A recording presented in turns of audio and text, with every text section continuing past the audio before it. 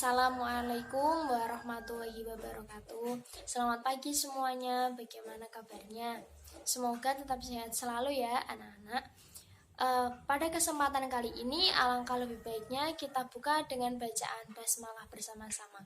Bismillahirrohmanirrohim.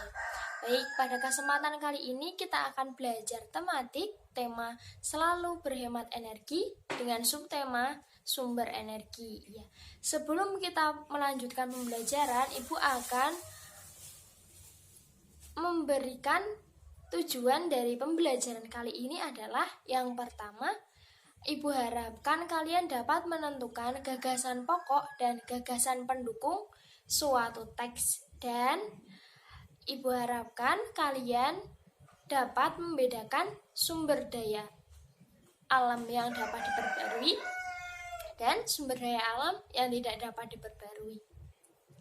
Kemudian yang ketiga yaitu Ibu harapkan kalian dapat mengetahui manfaat sinar matahari bagi kehidupan manusia dalam kehidupan sehari-hari. Ya, langsung saja pada kesempatan kali ini Ibu akan menyajikan teks yang harus kalian baca terlebih dahulu ya.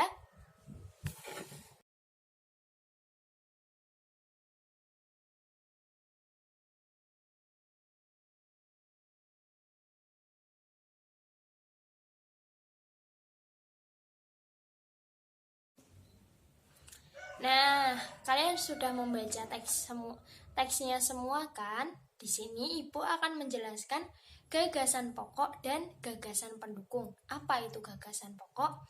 Gagasan pokok adalah kalimat yang menjelaskan inti dari sebuah bacaan. Sedangkan gagasan pokok adalah kalimat yang menjelaskan inti dari sebuah bacaan. Ya, pintar-pintar semua ya anak-anak Ibu. Di sini Ibu akan mencontohkan mencari gagasan pokok dan gagasan pendukung. Pada paragraf pertama, gagasan pokoknya yaitu Indonesia memiliki sumber daya alam yang berlimpah. Kemudian, gagasan pendukungnya yaitu disebut sumber daya alam karena berasal dari alam. Selanjutnya, Ibu akan melanjutkan tentang manfaat sinar matahari bagi kehidupan manusia dalam kehidupan sehari-hari. Di sini Ibu akan menayangkan video yang harus kalian cermati dengan seksama ya. Manfaat energi matahari bagi makhluk hidup. Hai teman, kali ini kita akan mencari tahu manfaat energi matahari bagi makhluk hidup. Agar lebih mudah mengingatnya, kita buat peta pikirannya yuk. Matahari adalah salah satu sumber energi terbesar di bumi. Selain menghasilkan energi panas, matahari juga menghasilkan energi cahaya. Kedua energi inilah yang dimanfaatkan oleh makhluk hidup untuk melakukan aktivitasnya, teman. Energi panas matahari dapat dimanfaatkan untuk mengeringkan benda-benda basah seperti pakaian yang habis dicuci maupun mengeringkan makanan seperti pada pembuatan kerupuk dan ikan asin. Proses pembuatan garam juga memerlukan energi panas matahari loh. Air laut yang ada di tambak garam akan menguap jika terkena panas matahari. Air laut kemudian mengkristal menjadi garam. Energi matahari juga berperan dalam proses fotosintesis tumbuhan darat maupun air. Fotosintesis menjadikan tanaman tumbuh dengan sehat sehingga dapat dikonsumsi hewan maupun manusia. Manfaat energi matahari di pagi hari dapat membantu proses pembentukan vitamin D dalam tubuh kita, teman. Vitamin D ini sangat baik untuk kesehatan tulang kita loh. Oh iya, energi matahari juga bisa dimanfaatkan sebagai sumber energi pembangkit listrik.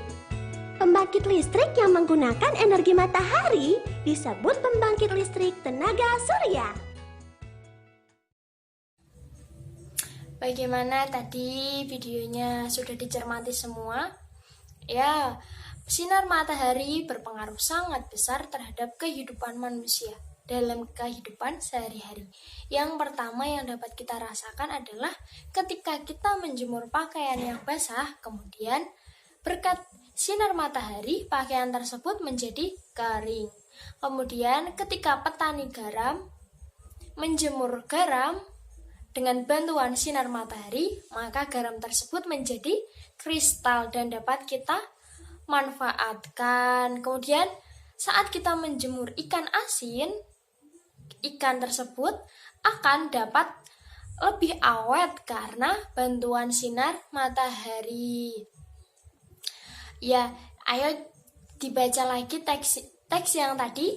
Ibu akan sajikan lagi ya. Kita akan belajar tentang sumber daya alam.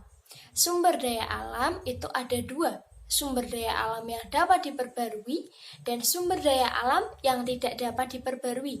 Yang pertama tadi apa? Sumber daya alam yang dapat diperbarui dan sumber daya alam yang tidak dapat diperbarui. Sumber daya alam yang dapat diperbarui itu seperti apa, Bu? Sumber daya alam yang dapat diperbarui itu seperti ikan, tumbuh-tumbuhan, dan masih banyak lagi. Mengapa disebut dapat diperbarui? Karena sumber daya tersebut dapat terus dimanfaatkan ketika kita olah dengan baik. Ketika kita lestarikan dengan baik, maka sumber daya alam tersebut tidak akan ada habisnya. Yang kedua yaitu sumber daya alam yang tidak dapat diperbarui, seperti besi, emas, nikel, tembaga. Benda-benda tersebut merupakan sumber daya alam yang tidak dapat diperbarui. Mengapa tidak dapat diperbarui? Karena membutuhkan waktu yang cukup lama supaya terjadi sumber daya alam tersebut. Membutuhkan waktu lama untuk pembentukan kembali sumber daya alam tersebut.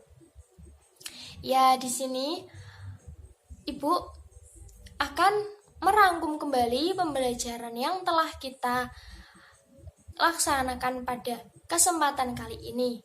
Yang pertama, tadi kita belajar tentang gagasan pokok dan gagasan pendukung. Apa itu gagasan pokok? Gagasan pokok adalah kalimat yang berisi inti dari sebuah bacaan. Sedangkan gagasan pendukung adalah kalimat yang menjelaskan inti dari sebuah bacaan.